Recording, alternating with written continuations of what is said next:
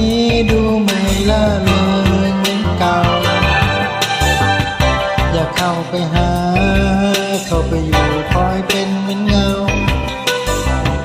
แต่พอจะรู้ว่าเธอคงไม่ต้องการมองดูเธอทนให้เขาทำร้ายเอา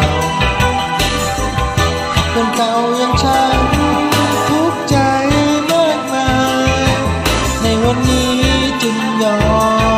มมาพบเขาคนใหม่มาอยู่ตรงหน้าเขาเพื่อขอลองอย่างเจ็บช้ำอยากขอร้องแทนเธออย่าได้ใจร้ายเลยอย่าทำกับเธอเหมือนคนไม่มีเยื่อใยอยากให้เขารับฟังถ้าเขายังเห็นใจคนที่เสียคนที่รักให้กับเขา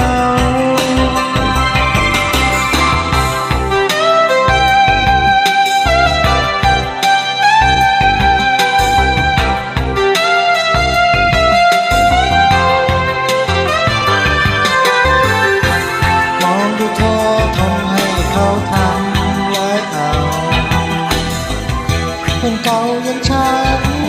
ทุกข์ใจมากมายในวันนี้จึงยอมมาพบเขาคนใหม่มาอยู่ตรงหน้าเขาเพื่อขอลองอย่างเจ็บช้ำอยากขอร้องแทนเธออย่าได้ใจร้ายเลยอย่าทำกับเธอเหมือนคนไม่มีเยื่อใยอยากให้เขารับฟังถ้าเขายังเห็นใจคนที่เสียคนที่รักให้กับเขาใจมันอยากช่วยเธออยากช่วยเธอมากกว่านี้ไม่มีสิทธิ์ท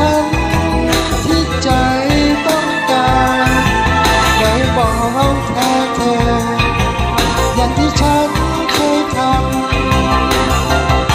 จะบอกไปทางที่ยังรักเธอ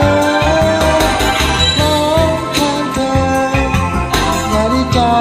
ร้ายเลยอย่าทำกับเธอเหมือนคนไม่มีเยื่อใยอย่าให้เขารับฟัง